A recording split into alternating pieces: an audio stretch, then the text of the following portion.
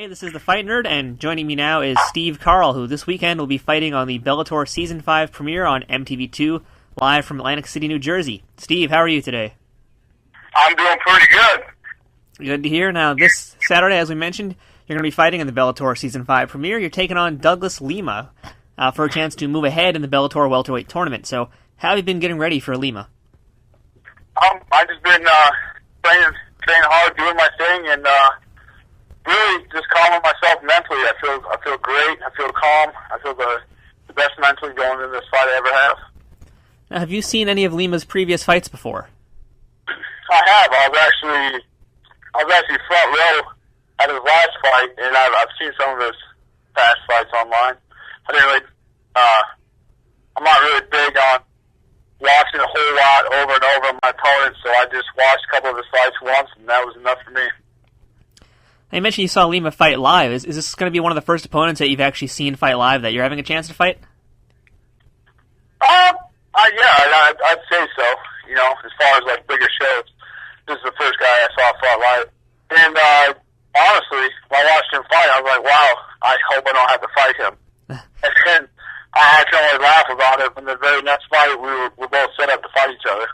Yeah, there you go. It's going to be this Saturday. Now, as we know, Lima is a former MFC middleweight champion. He's been riding an undefeated streak lately, a 6-fight undefeated streak, rather. Is this a factor in how you prepare for a fight, or at the end of the day, is he just another opponent for you? I mean, at the end of the day, he's the next opponent, you know? And I'm the same way to him, you know? I've lost one in my last 10 fights, and I'm sure that's not really something he's looking at. He's just looking at this next fight. It doesn't matter what you did in the past. It matters what you're going to do, you know, on Saturday. Now, who is the biggest threat in the Bellator welterweight tournament this season? I think Lima is, and I have him first. So it's going to be a true test to, you know, see how well we're going to do here. Do you have any other thoughts about any other guys that are in the field? Yeah, the field is great. Everybody's tough. There's not a single person who, you know, is just a walk-through fight. I mean, obviously we got Dan Hornbuckle, who I've already lost to in there. We got Brent Weidman, who's amazing in that tournament. Ben Saunders, Chris Lozano, just a bunch of big-name dudes that are going to be hard to get through. Rick Hahn's out, and that was kind of a difficult matchup for everybody. So it's kind of, it's good and bad that Rick Hahn's out. I was kind of excited to see how he's going to do this season. All right, now let's say that you get to the finals, you win. Your next opponent then will be the champion, Ben Askren. So at this point, what would your strategy be to beat Ben Askren? Ben's a tough guy to you know, try to put a strategy up, because really the biggest strategy everybody seems to kind of implement on Ben is, you know, try to keep the standing going and get taken down, but can't really stop his caliber of takedowns. I think the only strategy to fight Ben is never to stop fighting. No matter where you're at, when you hit your back, you keep striking, you keep fighting, you just keep going. Sooner or later, he's gonna make a mistake, and that's when you gotta catch him.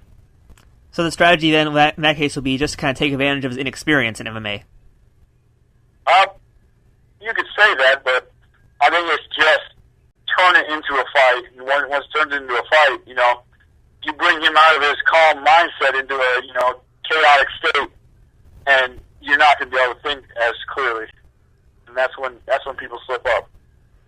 All right, now this Sunday is the 10th anniversary of the September 11 events, and as a man who served in the Army and who spent time in Iraq, how did 9/11 change your life?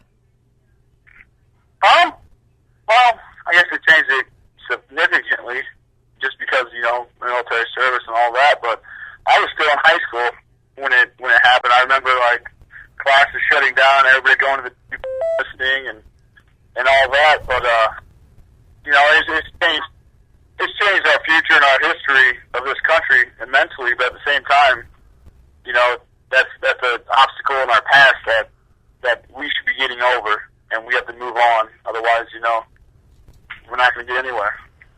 Well, a decade later, do you think that America has fully recovered from those events? Absolutely not. I mean, we got thousands and thousands of men and women overseas still, you know, because of that one event, and we got, you know, economic crisis going down, and that event has greatly helped influence what's going on in our economy right now. So I think it's really affected us a bunch. It's just not something I put a whole lot of thought into. I just like to live my life and have fun. All right, well, Steve, if you'd like, please go ahead and thank your sponsors. Well, I need to thank Down Fight Gear, Trauma Combat, Intimidation MMA, Gamma Labs, Lexani TV, Complete Nutrition.